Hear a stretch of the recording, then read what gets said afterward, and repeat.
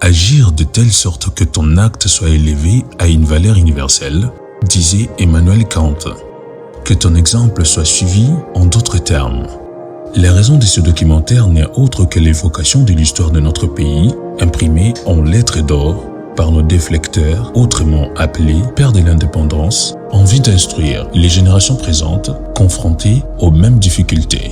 La table ronde, l'indépendance de la RDC ainsi que les tumultes politiques qui y sont résultés ont plongé le Congo dans un chaos indescriptible, un pays ingouvernable. La preuve, moins de quelques mois seulement après la proclamation de l'indépendance, le président de la République et le premier ministre s'est révoqué mutuellement, jouant ainsi les jeux de la puissance colonisatrice. Des milliers de personnes y perdirent la vie, en commençant par le Premier ministre et ses collaborateurs trahis par le fils du pays au service des multinationales. Donc, seulement après une demi-année d'indépendance, le Congo fut plongé dans la misère. Pour s'en sortir, il fallait compter avec la force vive ainsi que le patriotisme de ses citoyens, ce qui fut fait.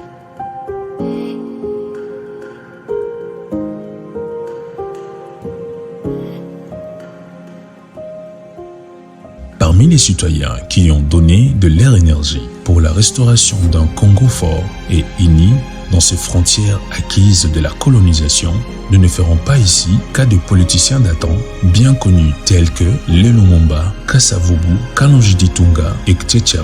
Mais nous nous apaisantirons plutôt sur le héros dans l'ombre, méconnu du grand public, soldat inconnu.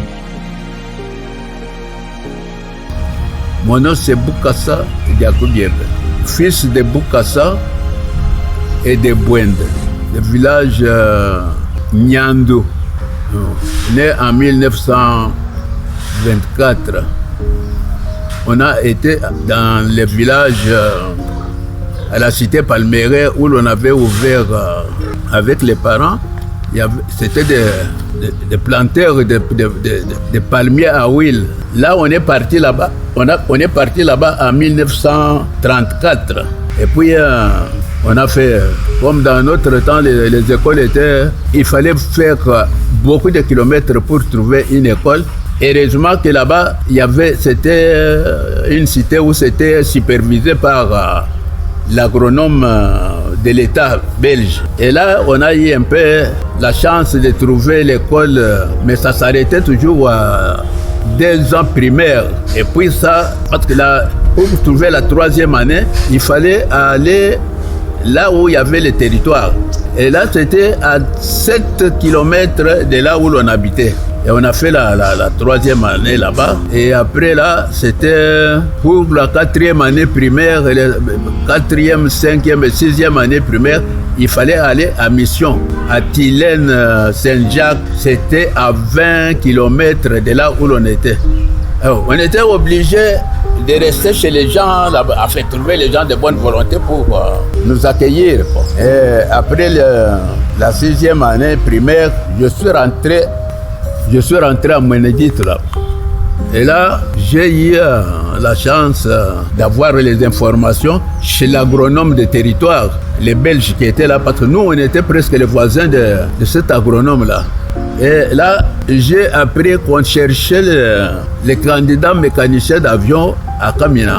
C'est ainsi que j'ai fait aussi ma demande d'admission à cette école là-bas. Quand les autorités, là-bas, là c'était à la base militaire, les autorités ont trouvé que ma candidature était normale et ils ont envoyé une note. Mais comme ils ne savaient pas, moi j'avais écrit seulement la demande. Et j'ai marqué que je vivais à la cité Palmeraie.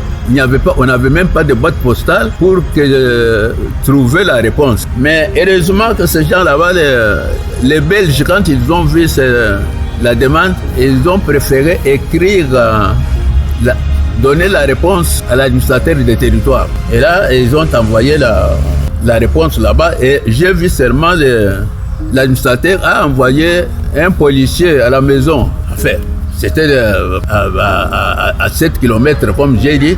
Et là, le policier est arrivé à la maison. Il nous a trouvé, parce que nous, on n'était même pas loin de l'agronome là-bas. C'est ainsi qu'on m'a retrouvé vite. Les gens croyaient peut-être que j'avais fait quelque chose de bizarre qu'on allait m'amener. Je ne sais pas où, que c'était pour la lettre que j'avais. Mais le policier n'avait pas toutes les données. Et il a dit seulement qu'il faut que j'aille au bureau de l'administrateur le lendemain matin. Là, c'était en 1952. En 1952. Alors, quand je suis allé le lendemain matin, je suis allé au bureau de l'administrateur pour savoir pourquoi j'étais convoqué. Et arrivé là-bas, alors il m'a tout dit. Il m'a dit que c'est pour votre demande d'admission à l'école technique de l'aviation à Kamina qu'on a eu la réponse ici. Il faut que vous partiez là-bas. Mais de là où l'on était, à Kamina, c'est quelque chose de 600 km. Mais comment on va arriver là? Et nous, mais l'administrateur a donné la réponse. Il me dit, demain, il y a un train. Il doit partir d'Ilebo, à ce moment-là, Port-Franquet, comme on disait, de Port-Franquet jusqu'à Lubumbashi. Et vous venez le matin, le train arrive ici, parce que là, le territoire, c'était sur le chemin de fer. Ça facilitait tout. Il me donne le réquisitoire pour que j'aille acheter les tickets à la gare. On me dit, demain matin, à 7h, il faut que vous soyez ici, parce que si vous arrivez en retard, vous n'allez pas trouver le train. Et je suis arrivé là-bas, on m'a donné les tickets. J'arrive à la maison, je dis aux parents, voilà, moi, demain, je ne serai pas ici. Demain, je serai à Kamina, là-bas, où il y avait l'école technique. Et le lendemain matin, je me suis présenté à la gare. Et à 7h, parce que là, c'était encore la ponctualité. Ce n'était pas comme les trains d'aujourd'hui qui ne respectent pas l'heure des choses. C'est donc l'histoire d'un jeune homme d'une vingtaine d'années, aujourd'hui nonagénaire, qui quitte son village natal au Kasaï pour la prestigieuse école technique des Kamina Base, située au Katanga, vers les années 1950. Ayant abandonné ses parents et ses frères, à l'instar des Camaralei, il s'est vu ouvrir le porte de ces grands temples techniques grâce au concours d'admission dénué de complaisance, comme celle savait le faire l'administration belge.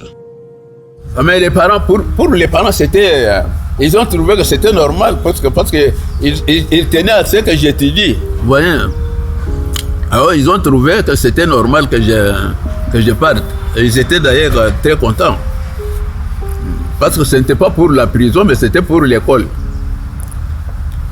Le lendemain matin, je prends mon train et ça a pris toute une journée pour arriver là-bas. Malgré que c'était bien, ça respectait le programme, mais je suis arrivé à 17h à Kaminaville. Et là où j'allais, c'était encore à 30 km de la ville là-bas. Et j'arrive heureusement, comme l'organisation était bien, j'arrive à la gare, je trouve un paracommando avec un paracommando belge avec son véhicule, avec un bus comme ça. Quand je me suis présenté là-bas, il dit oui, on est venu pour vous prendre. Et il m'a pris dans son bus jusqu'à la base, enfin 30 km après, on est arrivé vers 17h40 environ là-bas. Et là, comme c'était déjà tard, les bureaux tout fermés, on me dit bon, on me montre seulement là où il faut dormir. On me donne 4 pains pour manger. Et là, c'était encore au commencement de la base n'était pas encore bien construite. Il n'y avait pas de restaurants comme on en voit actuellement. Ils m'ont donné 4 pains, 4 boîtes de sardines, 4 boîtes de corned-beef. Ils me disent, ça, c'est la nourriture que vous allez avoir maintenant là-bas. Alors, ils m'ont montré là où je devais dormir. Et que le lendemain matin, il faut que j'arrive au bureau. Et le lendemain que j'arrive au bureau, moi je croyais peut-être que j'étais seul, alors qu'il y avait encore beaucoup d'autres enfants du Congo. Les enfants venaient de partout, de toutes les provinces du Congo. On a fait les formalités là-bas. On dit, bon, tel jour, il y aura le test pour l'admission, parce qu'on ne sait pas si tout le monde remplit les conditions. Et le lendemain, on est allé là où il y avait les installations. On a fait les tests. 4 jours après, il y a eu les réponses. Et j'étais retenu par les gens qui devraient continuer les études. Et là, ça a pris les 4 ans. Après les 4 ans là-bas, on est sorti de l'école. D'ailleurs, en 1956, il y a eu la visite du roi Baudouin au Congo. Il était à Kamina. Et il a visité aussi mon école. Et après, en 1957, on est sorti de l'école pour aller à la maintenance, là où il y avait les avions qui volaient. Dans nos classes, il y avait tout. On apprenait, il n'y avait que les avions qu'on apprenait. Et quand on a terminé, on est parti là où il y avait les avions qui volaient. Et c'était l'école de pilotage, quoi. Et on était obligé de travailler comme tout bon travailleur de 6 heures pour nous, c'était parce que les avions devaient voler trop tôt matin. Et il y avait beaucoup d'avions là-bas. Et beaucoup d'élèves aussi, d'élèves pilotes qui étudiaient. Alors, il y avait les vols toute la journée jusqu'à 13h. À 13h, là, on arrêtait. Comme il faisait très chaud là-bas, alors les gens allaient, on allait se reposer. Parce que nous, on a commencé tôt. Alors, il fallait terminer un peu tôt, quoi. Et là, c'était c'est jusqu'à 1960. En 60, c'était l'indépendance. Après l'indépendance, après l'indépendance, les Belges ont amené leurs avions à Bujumbura, là-bas, où ils ont... Parce que Bujumbura n'était pas encore... Le Burundi n'était pas encore indépendant. Alors ils ont amené leurs affaires là-bas. Et nous, on est restés avec les Onisiens. Les Onisiens, quand ils sont arrivés, il y a eu... on a travaillé sur les avions de l'ONU là jusqu'à 1963. En 1963, l'ONU est partie.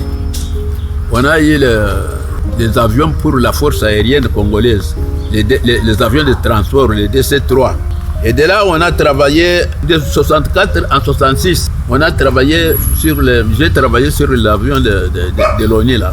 Et en 66, l'armée a payé les hélicoptères. Il fallait les candidats pour aller étudier ce truc-là en France. Et bon, j'étais choisi parmi les 4 Congolais qui devraient aller étudier les hélicoptères en France. Et là, après, on a eu chose, quand on est revenu après la Marignane là-bas, on a fait encore, sur l'aviation, on a fait les stages sur les hélicoptères là-bas. Et jusqu'à 67, j'étais toujours, de 67 à 60, de 66 à 67, là c'était à Marignane là-bas. Et puis, après là, j'ai travaillé sur les hélicoptères dans le pays. On avait comme il y avait encore les opérations des militaires dans le pays, on était obligé d'aller partout assister ces gens-là pour les sauvetages, amener les commandants des unités, visiter leurs soldats. On était là jusqu'en 67.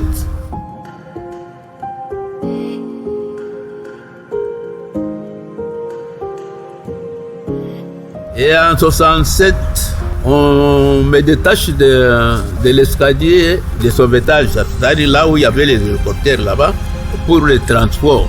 Et j'ai fait le transport pendant cette année-là jusqu'à 69. Quand j'étais sur les avions de transport, j'ai quitté la maison à 2h30 du matin pour aller à l'aéroport. On m'a mené à faire le véhicule des opérations m'a mené à l'aéroport. Et de l'aéroport, là-bas, on contrôlait les avions, tout c'était bien en bon état. Et les passagers entrent là-bas. Et à 4h du matin, on décollait d'un Chili pour l'intérieur. Au fait, notre papa, son travail, c'était un travail très prenant. Ce qui fait qu'il était toujours absent. Il sortait très tôt le matin. Nous, on dormait encore. Et il revenait très tard le soir. On était déjà endormis. On se demandait nous-mêmes à quelle heure lui, il dormait. Parce qu'on ne le voyait presque pas. Ce qui fait qu'il y a même ma petite sœur, une fois, elle a vu des militaires en tenue. Et elle était effrayée. Moi, je lui dis, mais comment tu es effrayée pendant que notre papa est militaire? Il me dit, oh, papa est militaire. Parce qu'on ne l'avait jamais vu fait en tenue militaire. Il sortait en tenue, en combinaison de vol. Les rares fois qu'on pouvait le voir, il était en combinaison de vol. Et comme il était mécanicien sur les avions, et on ne savait pas réellement à quel moment il portait les tenues militaires et on ne le voyait pas. Et cette situation faisait que, bon, il nous manquait à la maison, mais on savait que c'était pour son travail.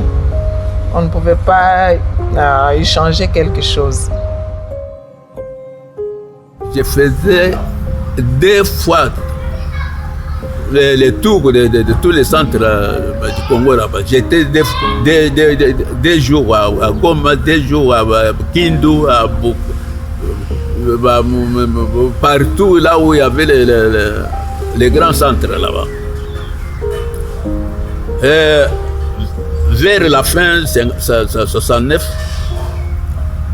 il y a eu encore des problèmes sur les hélicoptères. Ça manquait parce que quand je suis allé sur les transports là-bas, on a pris les militaires suédois de l'assistance militaire pour voir nos avions là-bas.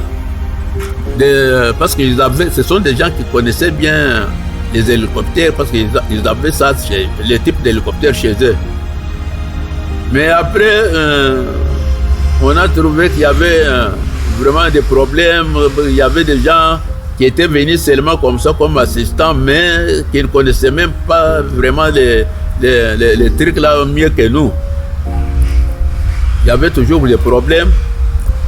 J'arrive à caminer un jour là-bas, je trouve, parce qu'il y avait les gens à Kamina et un autre hélicoptère à Kalemi.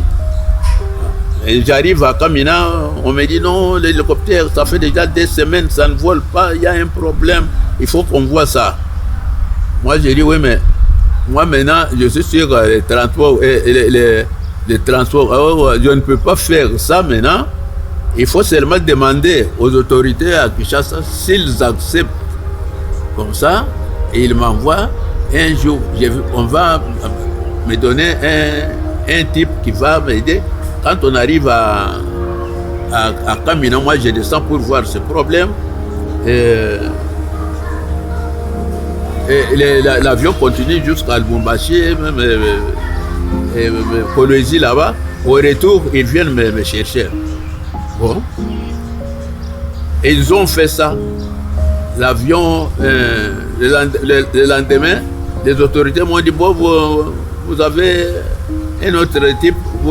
Quand vous arrivez à Kamina, vous descendez, celui qui continue, vous voyez un peu le problème là. Pourquoi l'hélicoptère ne vole pas? Allez voir. Quand je suis arrivé là-bas, et j'ai trouvé seulement que les gens ne connaissaient pas comme il faut cet hélicoptère. Et j'ai dépanné de cette histoire dans peu de minutes, c'était dans 30 minutes après. On a même fait un vol d'essai avec les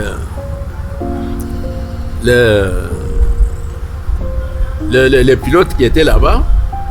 On a trouvé que c'était quand ils ont trouvé que j'ai eu la solution, et ils m'ont demandé, ils me disent oui, mais il y a encore un autre qui est à Kalemi. D'ailleurs, le pilote de l'hélicoptère de Kalemi était toujours à Kamina là-bas parce que là, ça ne volait pas. Il ne pouvait pas rester là-bas. Il était, voilà, il faut aller. Moi, j'ai dit oui, mais vous faites la même chose. Vous demandez, parce que moi, je ne suis pas le chef. Je suis sous les ordres des chefs. Non. Je ne peux pas décider, ce sont les chefs qui vont décider pour moi. Ils ont encore fait la même demande. Quand la demande est arrivée là-bas, ils ont dit oui, et ils m'ont dit voilà, vous allez à Kalemi. Et là, j'ai pris d'ailleurs, je suis allé par Kamina parce que le pilote de l'hélicoptère était à Kamina. Arrivé à Kamina là-bas, on m'a déposé. Et de là, il fallait partir. Il n'y avait pas l'avion de transport direct de Kamina à Kalemi.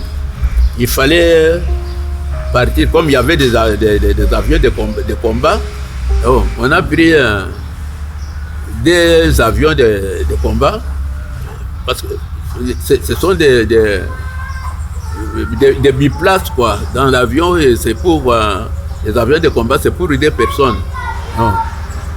Le pilote a pris place dans un avion et moi dans l'autre. Et on nous a déposé à Kalemi. C'était encore le même problème. J'ai trouvé qu'il n'y avait pas grand-chose. Quand ils nous ont déposés, ils sont rentrés parce qu'ils croyaient peut-être qu'on allait faire très longtemps là-bas. Mais nous, on a fait à peine 1 heure là-bas et l'hélicoptère était dépanné. On a envoyé les messages, on a dit bon, on vous suit là-bas, tout va bien. Mais quand ils ont trouvé que ça marchait très bien, ils ont réclamé. À l'escadrille des hélicoptères, on a dit bon, et il faut qu'il rentre à l'escadrille. Ça, c'était en 69, là, vers la fin. Il faut qu'il rentre à l'escadrille parce que là, on trouve que ça ne va pas comment les hélicoptères peuvent trouver des pannes bizarres comme ça. Ça veut dire que ces gens-là ne connaissent pas la chose. Alors, j'arrive au bureau des opérations, on me dit, on me montre les papiers, on me dit voilà, la note de général, il dit que vous regagnez l'escadrille des hélicoptères. Moi j'ai dit ouais, bon, c'est comme ça. C'était le soir, hein, parce qu'on venait de l'intérieur, là c'était vers 20h là-bas. On me dit bon,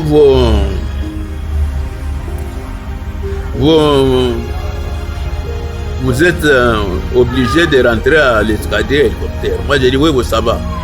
Mais les gens m'ont dit non, on vous a saboté. Parce que quand on n'avait pas beaucoup d'argent, comme tous les soldats qui se respectent, quoi. Oh, voilà. Mais à l'intérieur, avec seulement les mêmes salaires qu'on avait ici à Kinshasa, à l'intérieur, je pouvais trouver des histoires moins chères.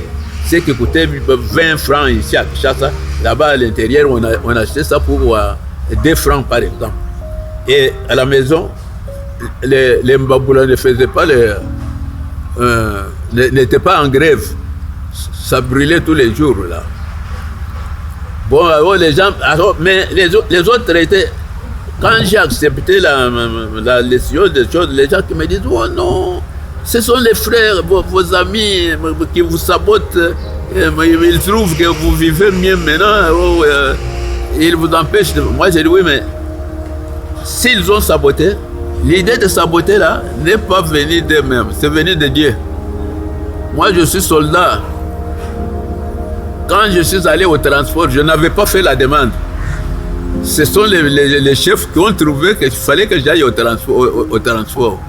Et maintenant, ce sont les mêmes chefs qui écrivent pour que je rentre à l'hélicoptère. Alors, je ne peux pas respecter. Et c'est parce que j'ai quitté la maison, comme je vous ai dit, à 2h30 du matin. À 4h, on devrait préparer l'avion. À 4h, on décollait de l'aéroport pour l'intérieur. Et on faisait, quand on partait à Lubumbashi par exemple, on fait Kamina, Lubumbashi, Kolwezi, on rentre par Kamina, et tout ça avec les passagers. On arrivait à l'aéroport de Kinshasa, parce que ça c'était un long vol. Quand on faisait les problèmes de Lubumbashi par exemple, même Goma, même chose. On passait de Kinshasa, Kindu. En ce moment-là, l'aéroport de Kavumu n'était pas encore terminé, c'était encore au début. On arrive à Goma, on rentre par Kindu, on rentre là. Et on arrivait toujours après 19h à Kinshasa. Et Mbandaka, même chose. Mbandaka, ça c'était les vols qui étaient un peu courts là, parce que Mbandaka, on faisait Mbandaka le matin, on arrive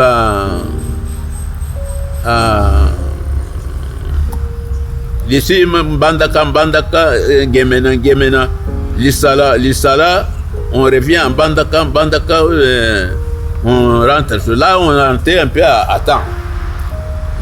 Là, c'était vers 17h, on était déjà à Kinshasa.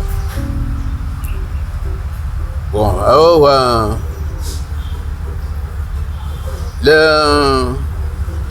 le jour qu'on m'a dit que je dois rentrer à l'hélicoptère, c'était un vendredi. J'ai dit à les gens qui me disaient là-bas, non, on vous a saboté, il faut... J'ai dit, oui, mais le sabotage, c'est Dieu qui a donné cette idée là-bas. C'est peut-être Dieu cherche à me sauver de la situation. Mais c'était comme si j'avais prophétisé.